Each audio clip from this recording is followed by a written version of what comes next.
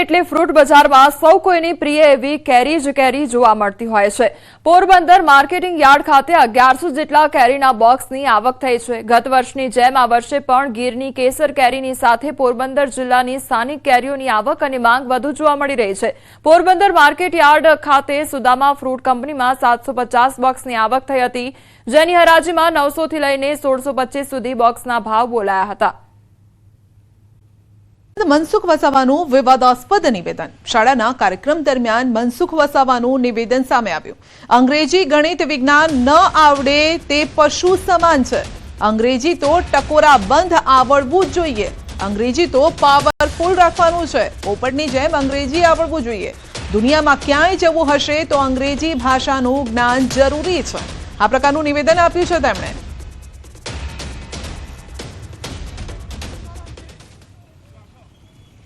એમ આવનારો સમય એવો આવવાનો છે જેની પાસે અંગ્રેજી નથી, ગણિત નથી, વિજ્ઞાન નથી, જેની પાસે ટેકનોલોજીનું જ્ઞાન છે, જીવનમાં જીવ નથી શકવાનો, એ પશુ બરાબર છે। એ પશુ બરાબર છે।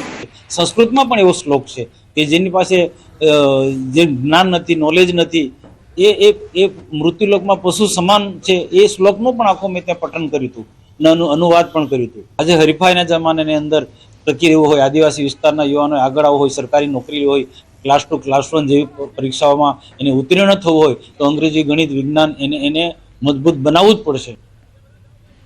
સુરતમાં બોગસ તબીબોનો રાફડો ફાટ્યો છે। વધુ 4 બોગસ તબીબોની ધરપકડ। ડિગ્રી વગર કરતા હતા પ્રેક્ટિસ। 4 અલગ અલગ સ્થળોએ પોલીસે રેડ પાડી। પાંડેસરાના 4 અલગ અલગ સ્થળોએ મેડિકલ ડિગ્રી વિના એલોપેથીની પ્રેક્ટિસ કરતા હતા।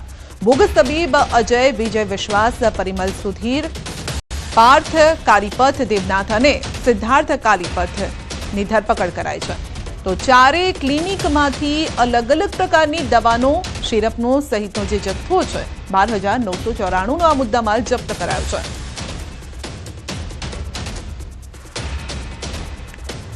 તો સુરતમાંથી એક બાદ એક જે તબીબો છે, ઝોલા છાપ આ ડોક્ટરો છે તે પકડાઈ રહ્યા છે। બોગસ તબીબોનો રાફડો ફાટ્યો છે અને વધુ 4 આવા બોગસ તબીબ ઝડપાયા છે, જેઓ ડિગ્રી વગર કામ કરતા હતા, લોકોના જીવ સાથે ખિલવાડ કરતા હતા। તો 4 અલગ અલગ જગ્યાઓએ રેડ પાડવામાં આવી, જ્યાંથી આ ઝોલા છાપ ડોક્ટરો પકડાયા છે, જેઓની પાસે સર્ટિફિકેટ પણ નથી, ડિગ્રી વગર પ્રેક્ટિસ કરતા હતા। તો અલગ અલગ જ્ઞાન ન હોવા છતાં પણ તેઓ લોકોનો ઈલાજ કરતા હતા। હવે જેને જ્ઞાન જ નથી તે દર્દીઓનો ઈલાજ કેવી રીતે કરી શકે? આ તરફ જામનગરમાં પણ ચાલ્યું તંત્રનું બુલડોઝર। જકાતનાકા સર્કલથી સમર્પણ સર્કલ સુધીમાં દબાણ હટાવવાની કામગીરી કરાઈ। ડીપી રોડની અમલવારીને લઈને દબાણ હટાવ ઝુંબેશ હાથ ધરાઈ। 4 જેસીબી મશીનથી દબાણ હટાવવાની કામગીરી શરૂ કરાઈ। પોલીસ બંદોબસ્ત સાથે એસ્ટેટ શાખાની ડિમોલિશનની કામગીરી કરાઈ। જામનગર શહેરમાં આવેલા સમર્પણ સર્કલથી જકાતનાકા તરફના રસ્તા ઉપર મહાનગરપાલિકાનું બુલડોઝર ફરવાનું છે તે શરૂ થયું છે। જે પ્રકારના આપ દ્રશ્ય જોઈ રહ્યા છો, હાલ જામનગર મહાનગરપાલિકાની એસ્ટેટ વિભાગની ટીમ છે તેમના દ્વારા ડિમોલેશન કાર્યવાહી છે તે હાથ ધરવામાં આવી છે। આ જે રોડ છે તે રોડ ઉપરના તમામ બાંધકામો છે તે બાંધકામો જે નકારૂપ છે તેમને દૂર કરવા માટેની પ્રક્રિયા હાથ ધરાઈ છે। આપણી સાથે એસ્ટેટ વિભાગના અધિકારી છે। શું કહેશો સાહેબ, કયા પ્રકારની કામગીરી? આજે જ્ઞાનશક્તિ સર્કલ સમર્પણ સર્કલ સુધીનો 30 મીટરનો ડીપી રોડ છે જે ખુલ્લો કરાવવાની હાલે કામગીરી ચાલુ છે, જેમાં 28 જેટલી પ્રોપર્ટી આવે છે। 16 કોમર્શિયલ પ્રોપર્ટી છે, 1 રેસિડેન્સ પ્રોપર્ટી છે, 7 ઓપન પ્લોટ છે, 3 સરકારી મિલકત છે અને 1 ઓર્ગેનાઇઝેશનલ મિલકત છે। અમદાવાદના પલ્લવ રસ્તા અને પ્રગતિનગરને જોડતા રસ્તા પર બનાવાયેલા ઓવરબ્રિજનું ટૂંક સમયમાં લોકાર્પણ થશે। મહાનગરપાલિકા દ્વારા અંદાજિત 116 કરોડના ખર્ચે નિર્માણ કરાયેલ ઓવરબ્રિજના ટેસ્ટિંગની કામગીરી શરૂ કરાઈ। બ્રિજની ગુણવત્તા અને સ્પાનની મજબૂતીની તપાસ માટે 300 મેટ્રિક ટન લોડ ટેસ્ટની કામગીરી કરાઈ। 24 કલાક સુધી 10 મોટા હેવી ટ્રક માટી સાથે લોડ કરી અને બ્રિજના સ્પાન પર ઊભા રાખવામાં આવશે। મહત્વનું છે કે વિવાદાસ્પદ હાટકેશ્વર બ્રિજ બનાવનાર અજય ઇન્ફ્રા કંપનીને જ આ બ્રિજ બનાવવાનો કોન્ટ્રાક્ટ અપાયો હતો, પરંતુ હાટકેશ્વર બ્રિજના વિવાદ બાદ અજય ઇન્ફ્રા કંપનીને બ્લેકલિસ્ટ કરતા પલ્લવ 4 રસ્તા બ્રિજનું કામ બંધ કરી નાખ્યું। આખરે અનેક વિવાદ બાદ આ બ્રિજ બનીને તૈયાર થયો છે। સ્પાન અને બ્રિજની ગુણવત્તાના તપાસ બાદ બ્રિજ લોકોની અવરજવર માટે ટૂંક સમયમાં ખુલ્લો મુકાશે।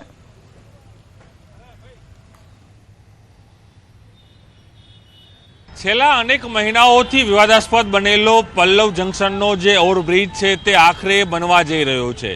મહાનગરપાલિકાએ ઓફિશિયલી જાહેરાત કરી છે કે આ બ્રિજ હવે ટૂંક સમયમાં જ લોકો માટે અવરજવર માટે ખુલ્લો મુકાશે, પરંતુ તેની પહેલાં મહત્વપૂર્ણ એ છે કે આ બ્રિજની ક્ષમતા કેટલી છે, આ બ્રિજ તેના જે સ્પાન છે તેની ક્ષમતા કેટલી છે, તેના ટેસ્ટિંગ માટે લોડ ટેસ્ટિંગ એ પણ 300 ટન મેટ્રિક જેટલું લોડ ટેસ્ટિંગ છે કરવામાં આવી રહ્યું છે. 10 કહી શકાય કે મોટા જે ટ્રકો છે એ ટ્રકોમાં માટી ભરીને 300 મેટ્રિક ટન જેટલું એ માટી ભરાઈ છે અને એક ટ્રકો સાથે 10 ટ્રકો 3 દિવસ સુધી આ જે કહી શકાય કે બ્રિજનો જે સ્પાન છે, મુખ્ય સ્પાન જે વચલો જે ભાગ હોય છે તે સ્પાન ઉપર રાખવામાં આવી રહ્યા છે અને ખાસ કરીને તેનું ટેસ્ટિંગ થઈ રહ્યું છે, કારણ કે આની પહેલાં જે એજન્સી છે અજય ઇન્ફા તે અનેક વખત વિવાદમાં આવી ચૂકી છે, કારણ કે અજય ઇન્ફા તરફથી જે હાટકેશ્વર બ્રિજ બનાવવામાં આવ્યો હતો તેના અનેક વિવાદ થયા. તે હાટકેશ્વર બ્રિજની જે પોલ ખુલી હતી, હાટકેશ્વર બ્રિજની અંદર જે કહી શકાય કે જે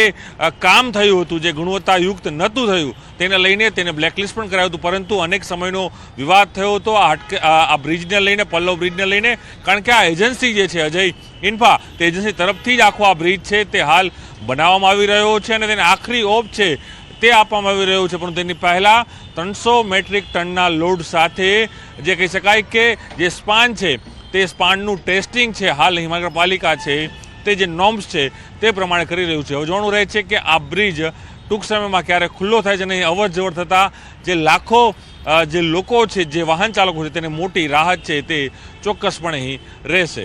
તેમાં ખેંગર રાઠોડ સાથે પ્રણવ પટેલ, ન્યૂઝ 18 અમદાવાદ. આ તરફ વડોદરામાં પણ નેશનલ હેરાલ્ડ મુદ્દે ભાજપ કાર્યકરો મેદાને આવ્યા છે. ભાજપે ગાંધી પરિવાર અને કોંગ્રેસનો વિરોધ નોંધાવ્યો. ડભોઈ યુવા મોરચા અને ભાજપ સંગઠન દ્વારા ગાંધી પરિવારના પુતળા સાથે વિરોધ કરાયો. આંબેડકર ચોક પાસે સોનિયા ગાંધી અને રાહુલ ગાંધીના પુતળા સાથે વિરોધ નોંધાવ્યો.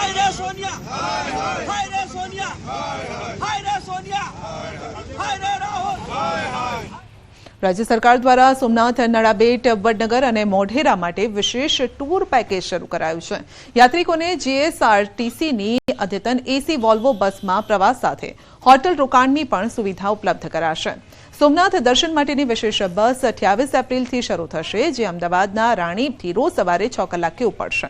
સાંજે 4 કલાકે સોમનાથ પહોંચશે. બીજા દિવસે પરત ફરશે. સોમનાથ ખાતે ગાઈડની વ્યવસ્થા સાથે light sound show, museum, Triveni Sangam આરતી, ભાલકા તીર્થ, રામ મંદિર, ગીતા મંદિરની મુલાકાત પણ પ્રવાસીઓને કરાવાશે. નડાબેટ સીમા દર્શન, મોઢેરા અને વડનગરની વિશેષ બસ 26 એપ્રિલથી શરૂ થશે, જે દર શનિવારે, રવિવારે સવારે 6 કલાકે ઉપડશે.